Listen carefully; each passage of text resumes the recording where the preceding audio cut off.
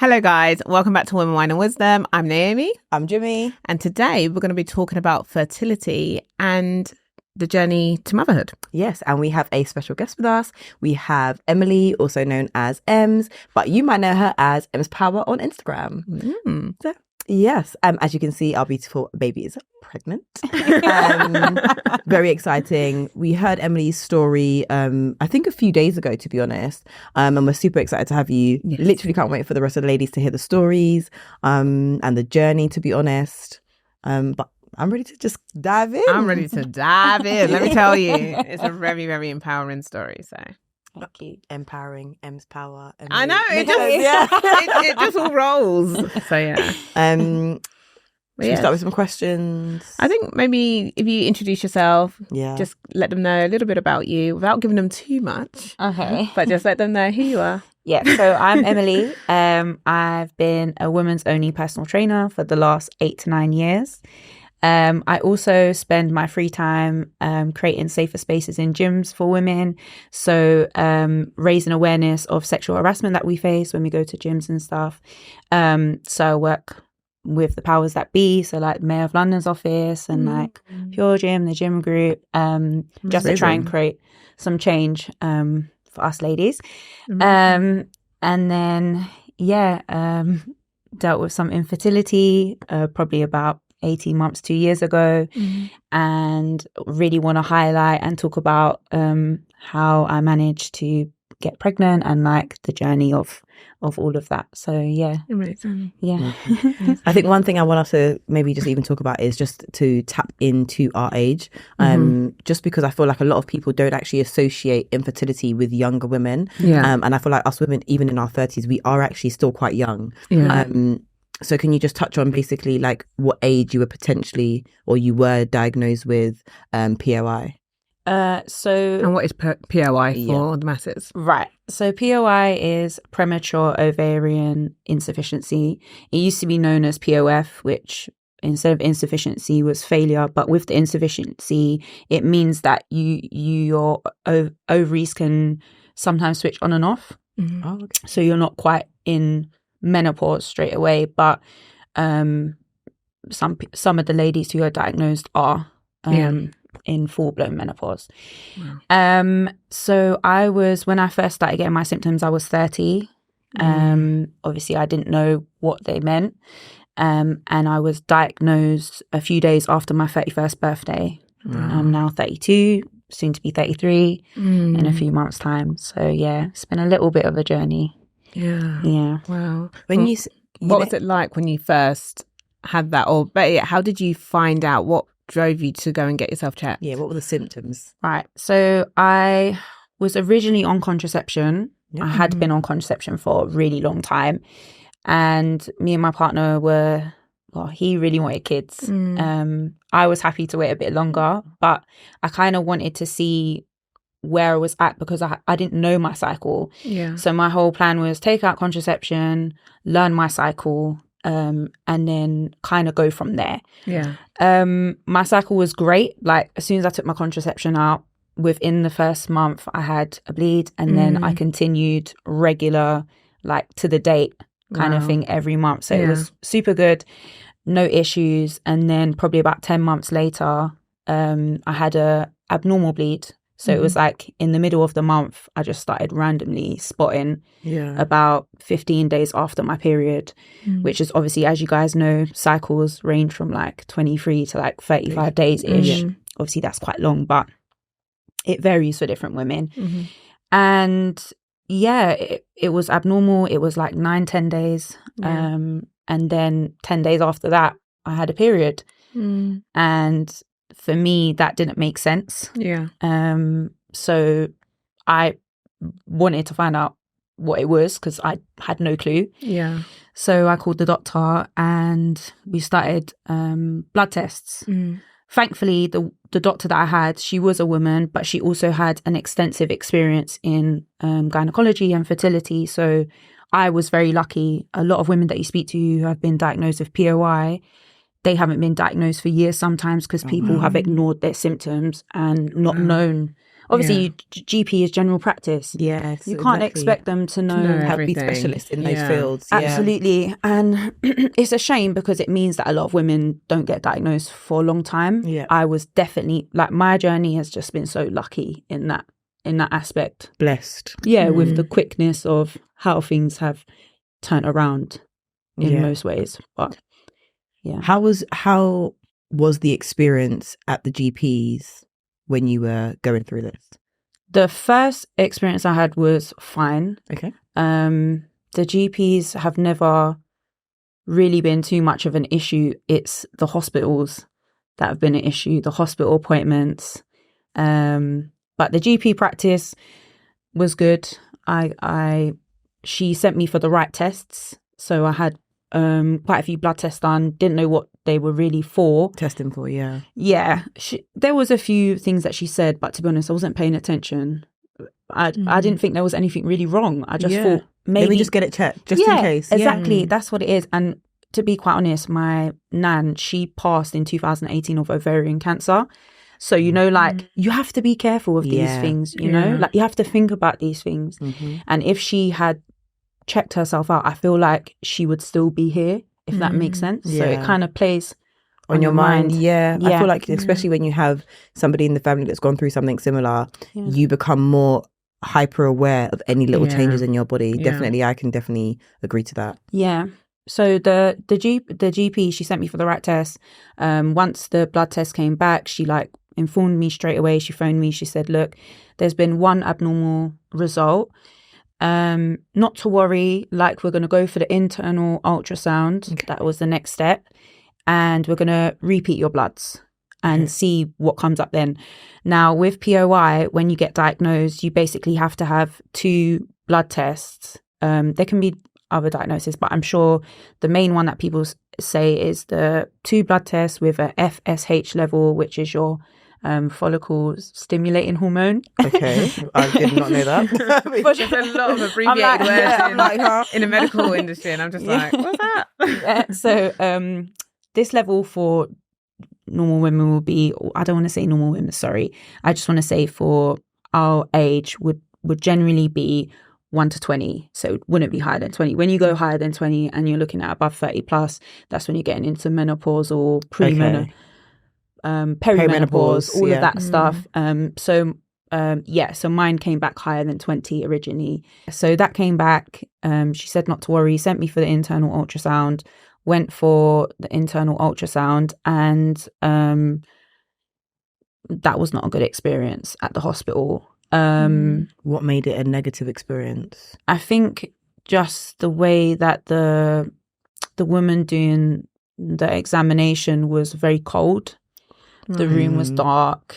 It was just not a nice experience. She didn't say much. The energy was off. Yeah. The energy was off. But originally when I went to that appointment, I was literally just faffing around like on Instagrams. I was on Insta stories and stuff, like taking pictures out the hospital, because it was like there's a view, like the hospital I went to has a view and everything. So I was taking images, like, I don't know, just taking selfies. But the thing is, you never really think that anything's going to be wrong. No. So to be honest, you go in, you're like, let me just live my normal day. You know? And that's part of our normal day. We all Insta. It's part of our normal day. So okay. And did you say anything to her in the room? Maybe I did after a while, because she was so quiet. I was just like, what can you see? Like, can you tell me what you can see? Yeah. And she was still quite quiet, but she then started asking me a few questions. She was like asking me my age, do I have children? Obviously at this point I'm worrying, because why are you asking me, do I have children? Do you want children? Oh gosh. Yes, I want children at some point. And then she was just like, you have an abnormally low egg count for your age. Obviously, I've been training for years. Just like that? Is that just, she just said it just like that? That's how she said it, That's very insensitive. Yeah, it's very like you said, cold. Yeah. And coming from a woman as well, like it's very cold. Yeah. And that's how it felt. Yeah, I can't even imagine, to be honest. But do you know what it is? I feel like they probably have so many people that come through their doors like day in and day out that they just become desensitized to it. Yeah. And it's a shame. It is. It's a shame because the NHS is brilliant for a lot of reasons, but for these kind of reasons, you will hear a lot of the times no empathy. Yeah. Like felt, you know what I mean? Didn't feel the comfort when I went in for my appointment. Yeah. And it's sad.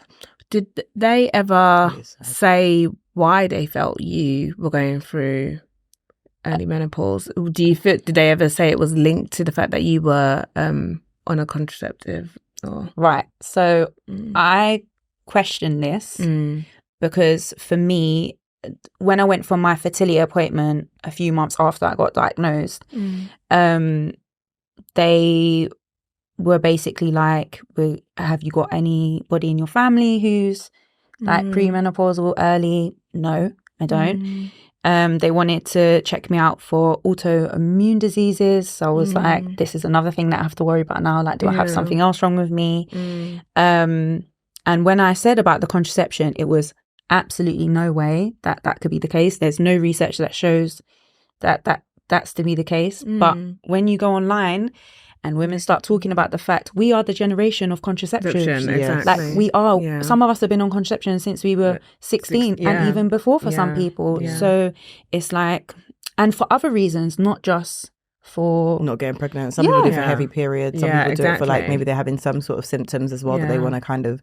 Some people do it for going on holiday. Regulate, to go on holiday, and things like that, It's a very difficult one because I don't feel like we are educated enough on contraception and the right contraception for you. Yeah. Because there are different types of contraception to take for certain people. Yeah. For example, if you are, I don't want to say this just in case it's not the correct medical term, but for example, there are hormone-free almost contraceptions for people. For example, if they say that you shouldn't have too much hormones in your body at your time. So for example, they might offer you the copper coil as opposed to the Mirena one. And I don't feel like genuinely we're educated enough from an early age to even know what contraception is right for us. Well, but then also you're very young at the time when like a lot of people are young when they make the decision to go on it. And so a lot of it is probably just a lack of awareness, understanding of what they're putting in their bodies, and they're just thinking, oh, it's fine, I'll just pop it in.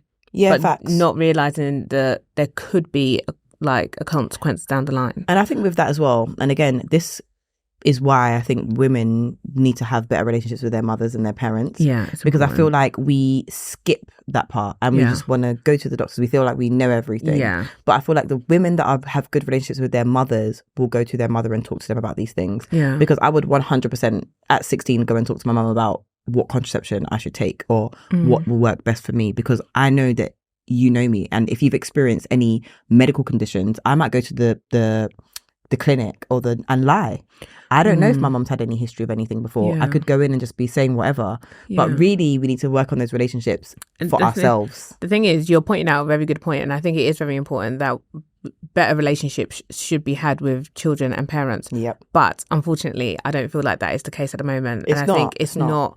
I feel like a lot of schools are educating kids these days, and they're telling you what you should be doing and what it would be right for you, and making you make decisions for yourself, lifelong decisions. I mean, varying from your choice of education and career paths at the age of 16, 18. And that's a very young age to make those kind of lifelong decisions, varying up until, fertility and making those decisions for yourself on what contraceptions to use and things like that. Absolutely it's right. just so that they're so young. I can't imagine like having a 16 or 17-year-old cousin making these kind of decisions for themselves and and them not really realizing or understanding how much it can impact them in the future. Yeah, and the thing is, I think you're totally right, and I do think it's our generations should try to improve those relationships 100%. With their children. I feel like 100%. The relationship with our generation and our parents is very different to what we can now do. Yeah. We know so much more now. We don't have to tolerate as much. Yeah. We are more educated. We find things out, on a daily. So it's kind of our job almost to do better with our kids. But then we also need to bear in mind that a lot of them are now on social media, are on the internet. Yeah. And so a lot of them will go there looking for answers. Absolutely. Before if you have a good relationship, you don't go and look for answers because you know the person that you're speaking to has your best interest at heart. So for me, and I will always go to my mum first. There's nothing that social media is going to tell me that I will not discuss with my mother beforehand. You see what I mean? Like you mentioned perimenopause earlier. I didn't even know it was a thing until a couple of weeks ago when someone at work spoke to me about it. Yeah. Why schools didn't teach me that? No. 100%. I mean, you have to remember, schools teach sheep.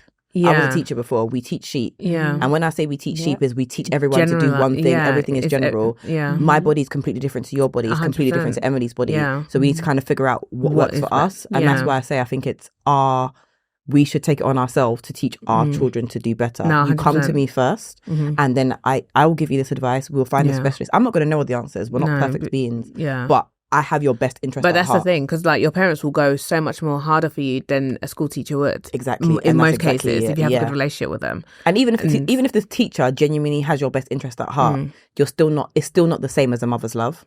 Yeah. Do you see what I mean? In most cases. Yes, some people don't have their mother's love. Yeah, that's very true. Yeah. Very, very true. Yes. Anyways. Yeah. So what would you say to people or young people who want to go on a contraception? Would you advise against it? Are you still for it? Would you say there are certain ones that you would advise for them to take at an early age? If I'm being honest, I think the contraception is the devil. I agree. I don't think that... I feel like there may be a time and a place for it. Depending on your circumstances. Like, for example, there are women who have been diagnosed with POI who take the pill because it has estrogen in it. So it helps them bring up their estrogen levels, because that's one thing that drops when you go into menopause. So I understand why people would take it in that situation. But in terms of pregnancy and in terms of hormonal imbalances, I would not agree to take any contraception. I would say that there are much more holistic ways that you can look at in terms of like your lifestyle and the fact that you're going through puberty and your body's changing, and you need to come to grips somehow with those changes. And if you are suffering, there has to be alternatives. I can't say that I've looked so much into it, but I was reading a book that was talking about, you know, like exercise, food. There are coaches out there, like hormonal coaches who change people's lives, who stop people from being fatigued, having acne, having mood swings. So and just tracking your cycle.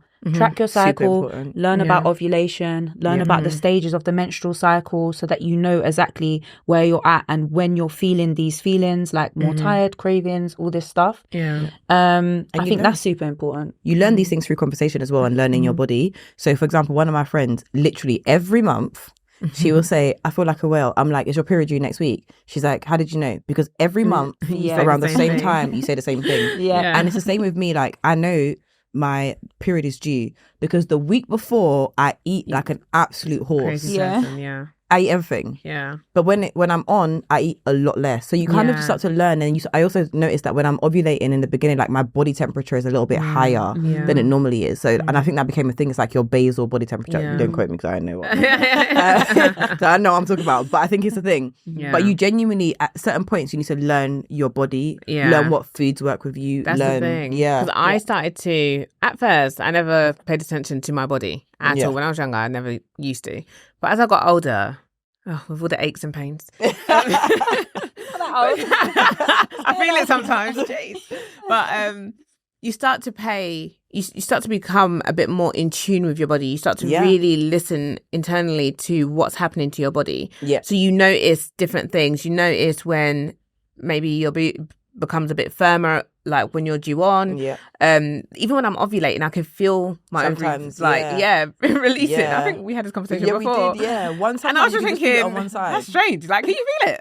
But so it's really about understanding your body, knowing how your body works, knowing how it moves, because nobody knows your body better than you do. So when something's not right, you need to speak up and look into it.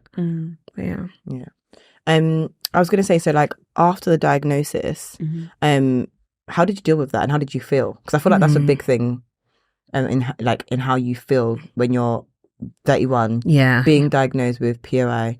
I can't remember what it stands for fully, but that's right. Basically, premature menopause is kind of so premature menopause. How did you feel? What was the next steps for you? How did you heal? How did you discuss this with your partner?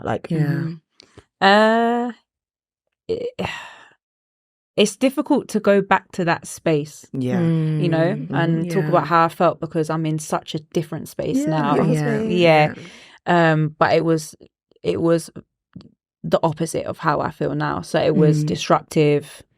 There was a lot of confusion, a lot of just not understanding why this has happened. Because obviously, like I said, I've looked after myself like my whole life. Yeah. Like I've trained and exercised, and then trying to understand that just because you're healthy doesn't mean that your ovaries have eggs, which is a hard thing to put together as a fitness person who tries to look after themselves. The main feeling I would say was the unworthy feeling, the shattered confidence, and especially women who lift, we're confident, like do you know what I mean, because we walk around, we're strong, or you like to think so, but yeah, totally shattered. And just it's that feeling of like, who's gonna want you if you can't do what women are supposed to do? And that's like, I say it like that because women are just so much more like, we're literally like super women, like superpowers, but that's just how you feel. That's how you feel. I had a colleague who experienced something very similar, and she was just saying that you spend all your life trying not to get pregnant, but the moment that you hear that you can't, it's a completely different feeling. So yeah, and I can't even imagine, to be honest. Well, it's that feeling as well of always thinking that it's just never going to happen to you. Like you hear the stories, but you're just like, that'll never happen to me. It's just that sense of being a little bit naive and just thinking that it will just never happen to you, but it might. And it's just being aware. It's really interesting, and this is completely off topic, but like I feel like I've experienced this a lot being an adult. I'm like, before it's like, nah. But actually, when you're approaching your later 20s and your early 30s, you're like, you have a serious life is real. Like, your reflection on life is just like, whoa, how did we get here? How did we get here? Yeah. Anyways, so following the like how you felt and everything, were there like certain changes you made? Was you actively now trying to get pregnant? Because obviously, I wonder how, if there's other women that were told, for example, you have early menopause, would they start trying? Would they completely give up? Because I feel like that's also a very big thing in your mind and in your heart. If you've given up, then it may not happen for you. But was there things that you were like, I need to try, I need to get this? What was the turning point for you?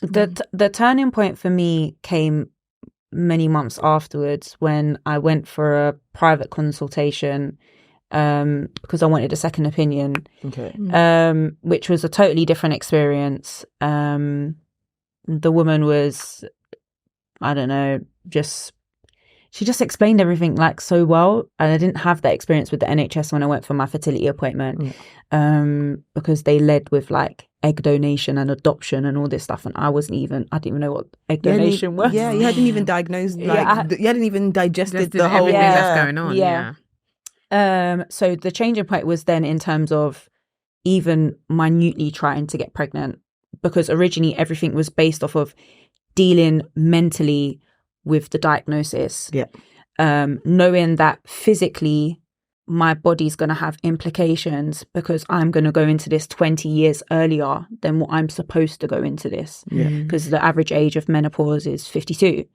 So yeah, dealing with how my body might break down. How am I going to deal with like my bones if they get weak, or heart health? All these things menopause is much more than your period stopping and your infertility. It's got and getting hot flushes, and all those symptoms. It's got real life health complications that a lot of women are unfortunately going through. So yeah, but the turning point was when I went for the private consultation, and that's when I was like, she said to me, she believed I had 6 to 12 months left of my cycle. Wow. Obviously, I got on the tube and cried the whole way home. I didn't care. No shame. Was on the tube bawling. Why should you have shame? Why should you? But like people don't cry in public. But I'm just not. I just thought I have to let go. I just sat on the tube and just cried the whole way home. How was your partner in all of this? Like going back and telling him this, what was his reaction? Was he supportive? He was very supportive. I would say at the time we was in a difficult spot. And we wasn't getting along as well as we should have been. But what I will say is that he definitely put both feet forward to be supportive, and anything that goes on outside of the diagnosis at the time kind of took a backseat, and what was important was dealing with this and the now, because and that was what was important, and I've got to thank him a lot for that. And I love that, because I feel like sometimes it's good to know that people will step up for you and ignore what's not so important when you know what I mean, when things are not going so well, and that's amazing, and what, like, a big massive well done to him, because a lot of men, you can't give them that credit. Hide their head in the sand. You can't give them that credit. So what did you change? So when she told you had 6 to 12 months of being able to get pregnant, what changed for you? Because that's almost like a race to get, it's like a race to get pregnant now. I definitely carried on with my training. So I was training multiple times a week, probably between 4 and 6 times a week. Oh, wow, okay. And was that recommended by any chance, can I ask? It wasn't recommended. Yeah, because they normally say that if you train too much as well, you put your body under some stress. Yes. So did you mix up your training? Because I know that you're an actual weight lifter, like lifter. You know what I mean? So did you have to do like maybe like a bit of yoga? Was there Pilates? Like, did you switch it up? What was the 6 train? What did the 6 training days look like? So I had 4 strength based sessions, and I had 2 cardio based sessions, which I didn't actually have cardiovascular training like ever, which is for me was just incline walking for like 45 minutes. Okay. Put on an episode of something that you could just like watch. Love Island. Oh God, Love Island. I don't know about that. But which I hadn't thought about too much before. It was neglectful on my behalf, because obviously you just take certain and cardio is horrible, but you take it for granted. I do agree that if you overstress your body, there has been research to say that it can negatively affect infertility, but I've been doing this for so long that this is kind of like I'd already been training 4, sometimes 5 times a week. So just adding a little bit extra and just focusing on maintaining what I already have, plus slowly building muscle. Obviously muscle's like the longevity of life. Yes, so life. Like, Exactly. As we know. Just focusing on that. But there are some other things that I did, like food wise, supplementation wise, that all helped, I believe, with increasing my fertility and just increasing my health in general. I'm currently trying to write a book about this. So I don't want to give it all away. But I have written about things, the foods that you've ate, like what you've changed, the supplements and things like that. The supplements that I took specifically. I think a lot of people don't supplement. A lot of people don't, and do you know what the thing is as well, and maybe it's just me, but actually a lot more women struggle to get pregnant that I've seen recently than we think. So like a few of my friends, for example, they're like, some may have miscarriages and then try again and then get pregnant. Some were just struggling for months and then they started adding a few supplements and then they eventually got pregnant. So I think just generally, you actually don't know what's going to work for you until 1, you start trying, and 2, until you start understanding your body, because you can't make changes if you don't understand your body. So like, I'm honestly, it's so funny because I'm one of those people, I don't really take medicine. Do you see what I mean? But I do take some supplements because, for example, like most people, I'm like severely deficient in vitamin D, for example. Right. So I would take that. Do you get what I mean? I take cod liver, but that's pretty much it. Your cod liver's horrible. That's pretty much it.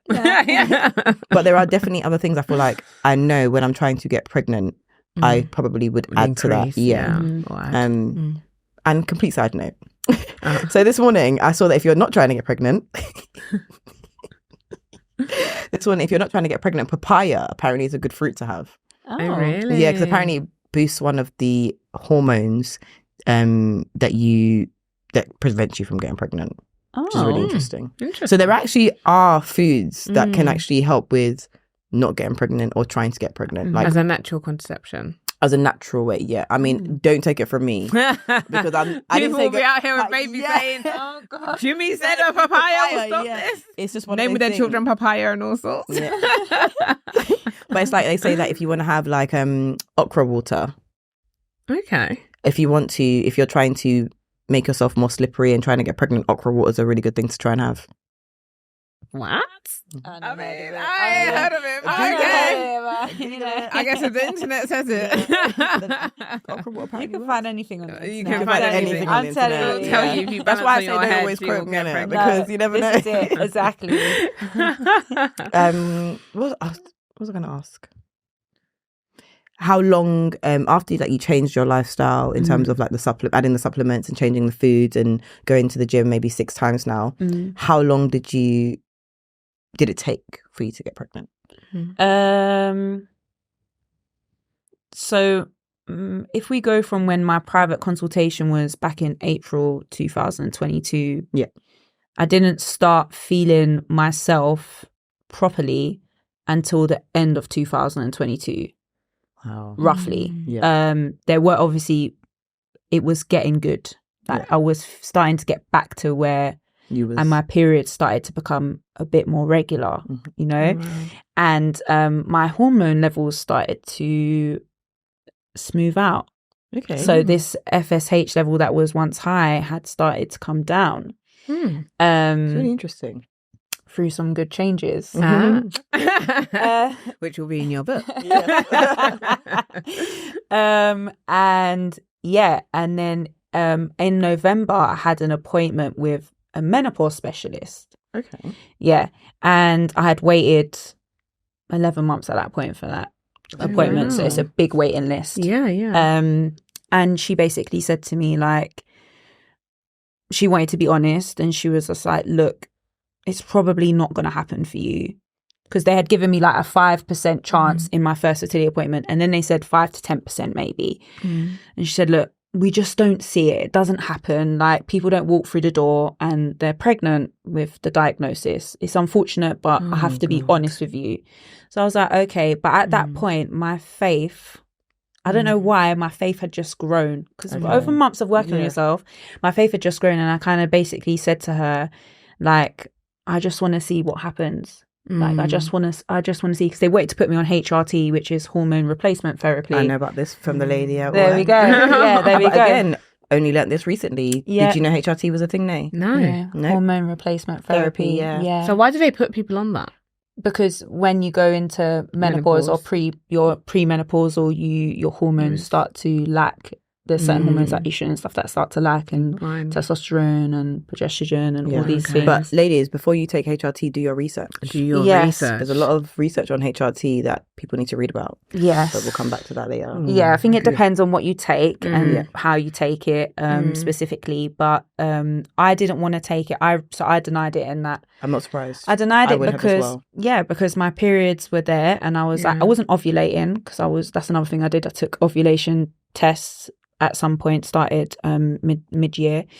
But I wasn't a fan, and I didn't want it. I didn't want it. I didn't know how it was going to affect my fertility, even though there are researches to say that it can help your fertility. Anything abnormal in my body is not for me. I want my body to do, I want to try my best and want my body to do naturally what it's supposed to do, because I had contraception for so long, and that had not served me in my mind. Yeah, you know? I understand, So and she sent us for egg donation testing, basically. She was like,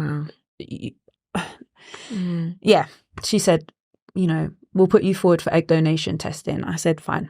I said, let's go, let's see. I wasn't convinced that I was going to have it, but when you're with somebody that you love and you're the reason why they can't have their dream, their desires, they can't live to their full potential, because unfortunately, like, it's not that I'm stopping him, it's just that his dream was to be a dad. That's his dream. I can't help that that's his dream. I want to. But you also can't help that this is the diagnosis. And this is the thing about relationships. It's like, it's finding that, where's the middle ground in that? Where is the middle ground with that? And for him, the middle ground was he would be happy to give up his dream of oh, don't you get me started. That he wanted to give up his, because the most important thing was that he wanted to be with me.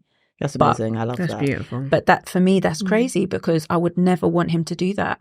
I was prepared to leave. If my period stopped, I was prepared to leave, because I thought to myself, you have to fulfill your life's desires. You don't want to get there's too many people who are old who die on their deathbed that say, I didn't live my dreams. No, that's very selfless of you. That's very selfless of the both of you. Very selfless of the both of you, Yeah. It's so difficult because, you know, like, it's so hard because you don't want to stop someone from living their dream. And he probably knows that you would do everything for him to live his dream if it was within your power. I think there's a difference when something's not within your power and when something is. Yeah, but bless him. Again, shout out to the men that are doing their job and doing it well. Because, like, you know, we love a good man. We love a good man. Yeah, we do. They're not so easy to come back. Honestly, when you do have one, it's a blessing. Yeah, you don't hear too many good stories, unfortunately, nowadays. You don't. And that's why you got to give credit where credit's due. Absolutely. Give thanks. Yeah. A lot of people watching are going to be like, but wait, there's a baby in her belly. Is it us or are we seeing things? So how have we got to this point? Right. So we went for the egg donation testing, which was basically, for me, another internal scan, some blood testing. Dev's had to do his test as well. And they were over 3 appointments. And the final appointment was them deciding whether or not we could have treatment, whether we was eligible enough. But at my internal ultrasound, the woman had let it slip that it looked like I was going to ovulate. Oh, yes. Okay. Oh, yes. So, obviously, I hadn't had any real positive ovulation tests. They say that it has to be like 2 solid dark lines, and I had been having like blanks and then kind of faint lines. Fine. Anyway, so that was on like a Tuesday, and I remember I started testing every day because I thought, you know, and then by the Saturday, I had a line. Like a dark line. But from Friday we had already started because you don't leave us up to chance. We're gonna try. Because on Friday there was a faint line, so I thought if tomorrow there's a dark line, we're in. You know what I mean? So that weekend, you know, as you do, get jiggy with it. Enjoy your life. I mean, it doesn't have to be over, you know. It's enough. Yeah. And then I think it was about 3 weeks later, my period had not come, but I was a little bit stressed at work at the time. And I just thought, it's not gonna, it's gonna come, but it's just late. Like I just thought, it's just late. And obviously I've been having these experiences where my periods weren't regular, so it's to be expected. But also I've taken numerous of pregnancy tests, like over the months. And they'd all been negative. So I didn't want to take another one. So that night, me and Dev sat down and he was like, are you going to take a test? And I was just like, I just said, I really don't want to. Like, I really don't want to. There's no point. It's probably going to be negative. And that's how you get. I can even imagine like people who've been doing this for years. Like, do you know what I mean? I have been doing this for months or a year or whatever. And then, it was 3 o'clock in the morning. Something woke me up out of my bed, and the number 3 is very important to me. The number 3 is very important to me, and I explain it all in my book. I said it all in my book why it's so important to me. But it's to do with one of my ancestors. Oh wow! Yeah, it's very spiritual. 3 in the morning, got woken up out of my bed, went and took the test, and honest to God, I wish I had filmed that moment because it came up negative. Which obviously I was, you know, disappointed or whatever, annoyed, pissed. And then all of a sudden this second line came up. That is just what? I would have literally I did. Yeah. I'd be like, this can't. You know when you're just pinching yourself, you're just like, am I sleeping right now? Am I? Yeah. I screamed for Devs. Yeah. He was asleep, obviously. He was asleep. He came out of the bed naked, like, what's going on? He's going to kill me for saying that. What's going on? I'm pregnant. But it was just crazy. And I think we both cried. I phoned my mum at 3 o'clock in the morning. My mum was like, what's happened? Like, I was like, if anyone calls me at 3 a.m. in the morning, I know something's happened. But you think it's something bad. Yeah, you usually would go to my mum was panicked. Bag. And then she was crying. Oh my God. Yeah, it was a whirlwind. But so that's how we got. I just love the story though. Yeah. It's that he came out of the bed naked. He's gonna kill me for saying that. Oh my God. Oh God. Your story honestly gives goosebumps to people listening to it. It is such an amazing story. And I noticed you got the two little hearts. Yep, I got that done in April. Do you want to tell us why?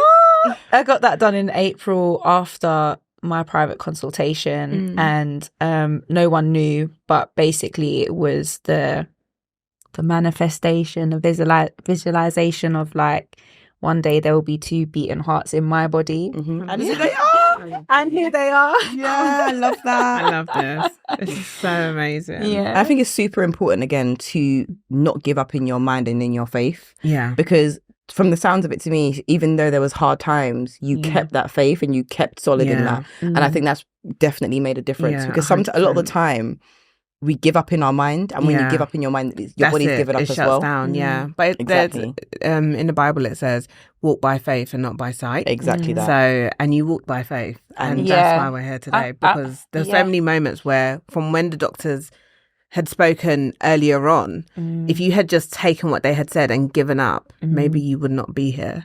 So walking in faith has been a true blessing. Yes. Go on. I was gonna say, what top 3 lessons, if this is not in your book and you don't like, what top 3 lessons would you say for like women, other women, not maybe potentially going through this or before, like for example, I've never done a fertility test. What would 3 tips potentially would you give me and Nay and all the other women to kind of help? Oh, that's such a hard question. It's a really hard question. The first thing is to just the first tip has to be to look at your current cycle, to look at your current women's health situation, and to work out where you're at. So if that means fertility testing, like for example, if you're at around about our age and you don't have any children, you know, maybe you've never been pregnant before, I don't know, and you're not sure if you can become pregnant, you know, put your mind at rest. If it's something that you want to do, look at your cycle. If it's irregular, if there's any irregularities or whatever, you know, just go and get a check, go and get some blood testing done. I mean, they don't always come back accurate, because it depends on what part of the cycle they do it. Okay, that's another thing. So it is a hard one, but just start getting on top of it. And that's for any woman really of any age. Know your body, ladies. Know your cycle. Know your body. Say, would you recommend people go private or just go to their GP? I think like for a first instance, NHS is okay. If you have, you know, I don't know what everyone's financial situation is, but if you do have an extra bit of money that you can afford, have a look at a private clinic. I Googled loads and looked at one. A lot of them have really good reviews. So Harley Street is a good place for these fertility clinics, and it's not a massive expense, but you know, depending on your financial situation, everybody's different. Thoughtful of that, but it was a good appointment that you had, definitely. Okay, tip number 2. Tip number 2. I guess it would have to be, I really don't know. I think it would just have to be not giving up on yourself. Love that one. Yeah, not giving up on yourself. And so I'm okay. I believe in God, but I'm not a religious woman, if that makes sense. Yeah. So I'm more spiritual. I speak to my ancestors, and I do pray. Makes sense why you and Tamsin get along. I do pray. And I feel like when you have like this focus, it's easy not to give up on yourself, because there's guidance there that is guiding you without, there's like your ancestors are doing stuff for you that you don't even know. Working for you in the background. You don't even know. So don't give up on yourself. Have faith. Have faith. Okay. Don't ask me for a third one. Okay. I was going to take number 3. I'll have to think about it. I mean, what would you take as a tip from everything that you've said today? Yeah. I would say 1, again, be on top of your cycle. Yeah. 2, make sure that you're eating and looking after your body in the right way for yourself. Yeah. 3, reconsider your contraception and make sure that, for example, if you're not meant to have additional hormones, opt for the copper IUD as opposed to the Mirena. So again, figuring out that thing as well.